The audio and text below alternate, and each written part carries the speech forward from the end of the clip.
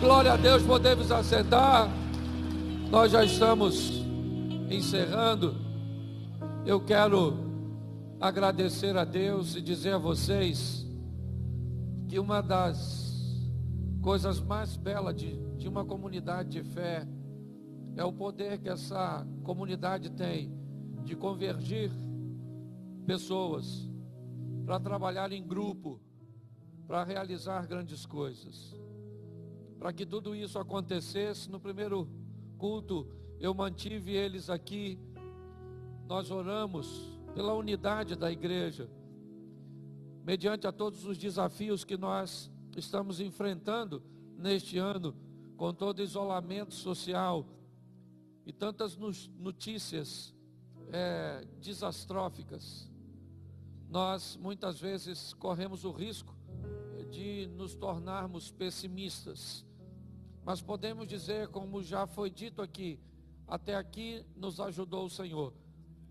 Nós temos a expectativa de que o ano que vem, Ele vem para trazer consigo uma nova esperança, porque nosso Deus está no controle de todas as coisas.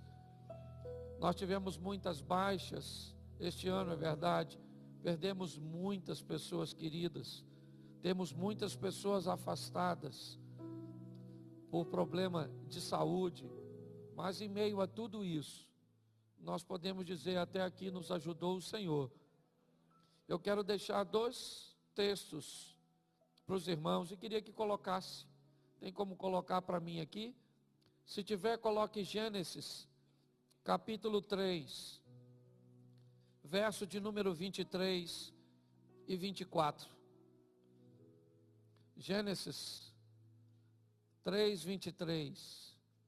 O Senhor Deus, pois, o lançou fora do jardim do Éden, para lavrar a terra de que fora tomado. E havendo lançado fora o homem, pôs querubins ao oriente do jardim do Éden, e uma espada inflamada, que andava ao redor, para guardar o caminho da árvore da vida. Isso é o que Adão nos deixou de herança. O nosso ancestral nos deixa a morte, a separação. Ele nos deixou sem condições de conhecermos o caminho, de alcançarmos a árvore da vida, cuja qual durante muito tempo ele teve acesso, mas um dia perdeu. E por causa disso, ele foi lançado fora do Éden. E não tinha mais acesso, pois Deus protegeu aquele local para que ele não acessasse. Mas quando nós saímos do primeiro livro da Bíblia e vamos para o último, Apocalipse, capítulo 2, verso 7. Põe para a gente. Quem tem ouvidos, ouça o que o Espírito diz às igrejas. Ao que vencer, dar-lhe-ei de comer da árvore da vida, que está no meio do paraíso de Deus. Aquilo que nós não poderíamos ter mais acesso, agora temos, através do sangue de Cristo vertido naquela cruz, para pagar pelos nossos pecados. O grande desafio de toda essa história é que, como cabeças pensantes, inevitavelmente, nós somos abordados em diversos momentos com questionamentos acerca da existência de Cristo, de sua veracidade e de seu poder. Às vezes nem precisamos de um momento ruim para fazermos tal questionamentos. Às vezes até em momentos bons, mas que nos deparamos com situações que são prazerosas para outras pessoas e que nós gostaríamos de fazer parte delas, mas descobrimos que isso não é para aqueles que andam com Deus. Quando nós olhamos tantas outras autoridades do passado, faraós egípcios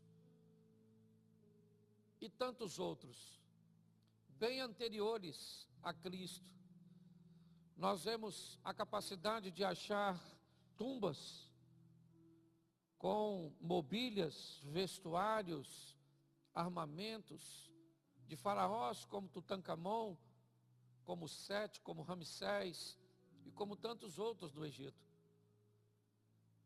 Mas quando se procura na terra do Egito algum vestígio da presença de israelitas, o máximo que vamos achar é um ou dois indícios. Talvez simplesmente porque na época da existência deles, eles não fossem chamados por este nome. Mas tudo isso acaba abalando a fé de algumas pessoas. Alguns questionam se Jesus nasceu realmente em dezembro, pois o clima que era oferecido na situação como informação não bate com os acontecimentos. E algumas pessoas começam a questionar. Nós sabemos que somos capazes de ter acesso a uma taça onde um César Augusto ou qualquer outro imperador, Nero, tenha bebido, mas sequer temos um copo onde o nosso Jesus. Me parece que a opção de ser pobre, a opção de se tornar acessível, porque eu queria só esclarecer a vocês, Jesus só nasce num ambiente pobre, não para ovacionar a pobreza, não. Se você acha que ele nasce num ambiente pobre, simplesmente para fazer apologia à pobreza, você está muito enganado. Jesus nasceu num ambiente pobre simplesmente para se tornar acessível. Porque se ele nasce num palácio, somente os ricos e poderosos poderiam visitá-lo. Quando ele resolve nascer num ambiente de pobreza, é porque no ambiente onde ele nasce, vai visitá-lo pastores, sim, homens que não tinham muitos recursos, é verdade, mas também os astrólogos, os magos, levando ouro, incenso e mirra, porque o seu propósito era se tornar acessível. E talvez por essa questão, não há muitas lembranças, nem o que dizer de forma material, daqueles que têm poucos recursos. A história não tem muito interesse de citá-los. Mas a verdade é que ele veio a este mundo e com um pequeno grupo de pessoas foi capaz de mudar a história de tal forma que ela é contada antes e depois dele. Para muitos, ele é verdadeiro simplesmente pelo fato das experiências que tem com ele, porque contra fatos não há argumentos. A cada dia que passa, meus queridos irmãos, nós vamos ter que enfrentar a oposição cada vez mais ferrenha, tentando descredenciar o Cristo, senão através dele mesmo e da ausência muitas vezes de informações precisas a seu respeito. Também será usado o nosso testemunho, a nossa postura, o nosso posicionamento, com o propósito de descredenciar o Evangelho. A cada dia que passa, nós precisamos cada vez mais buscar ter nossas próprias experiências com Cristo, porque são elas que vão nos manter de pé. Foi através de olhar para seu passado e tudo aquilo que viveu, que Davi encontrou forças para enfrentar o gigante. Não foi das experiências de Saul. Davi não disse o Deus de Abraão, o Deus de Isaac, o Deus de Jacó. Não foi isso que ele disse. O Davi olhou para Golias e disse: quem é você para desafiar o exército do Deus vivo? Eu vou até você e eu vou te matar, porque o Deus que eu sirvo me deu vitórias contra leões e ursos. O que vai valer no final dessa história, caros irmãos e amigos, são as nossas experiências. E aquilo que nós experimentamos com Deus, é isso que vai vencer a depressão. É isso que vai vencer o medo, que vai vencer o caos. Nossas próprias experiências. Por isso, busque ter com Deus e em Deus suas próprias experiências. Porque eu posso garantir para você que se as experiências dos outros valessem o suficiente para nos manter de pé, nenhum de nós desviaríamos ou iríamos esmorecer mediante a tantos exemplos, desde Adão, Abraão, Isaque, Jacó, certo? José, Moisés, vamos lá, Josué, vamos a Davi, a Salomão, a tantos outros, mas as experiências dos outros, elas servem para eles. Vamos ter as nossas próprias experiências para o nosso casamento, para a nossa caminhada com Deus, para os nossos filhos. Nós carecemos muito disso. Se você quer provas, eu fico imaginando, por que é que Deus não deixou provas? Por que ninguém achou a arca da aliança?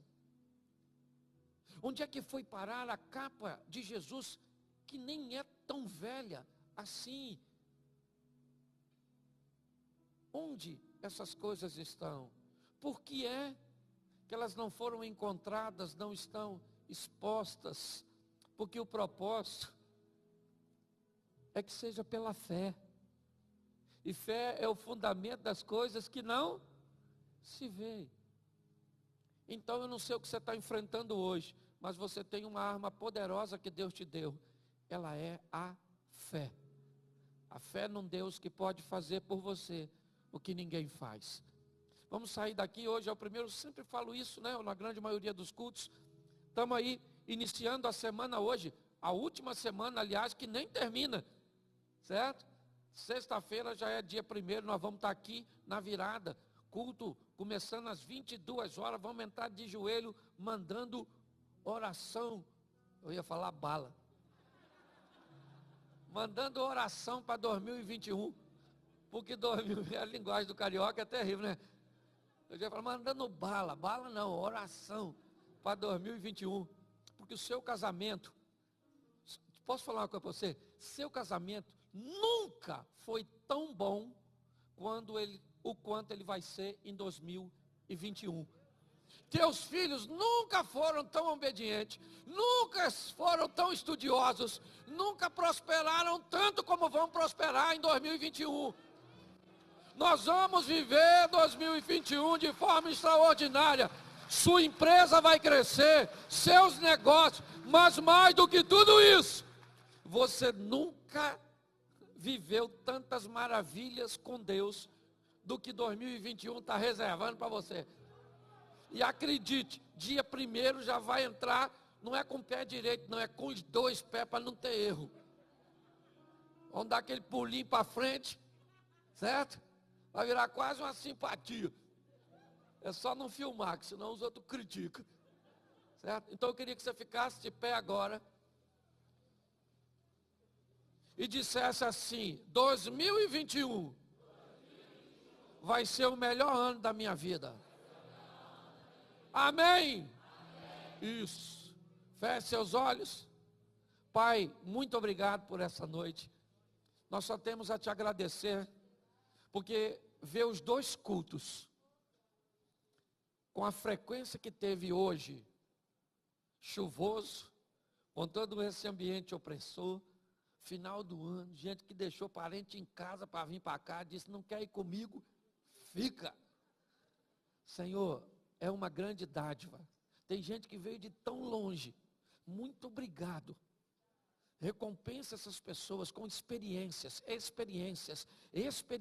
extraordinárias, lares cheios do teu Espírito, anjo dentro dessas casas, que teus filhos vejam a presença de anjos, caminhando nos seus lares, agindo, movendo, curando e transformando. Leva-nos aos nossos lares, guardado por tuas boas mãos poderosas. Que o grande amor de Deus, nosso Pai, a graça de nosso Senhor e Salvador Jesus Cristo e as 2 consolações do Santo Espírito de Deus, seja para com todo o povo do Senhor, e todos digam, e Deus te abençoe e vá em paz. Quarta-feira.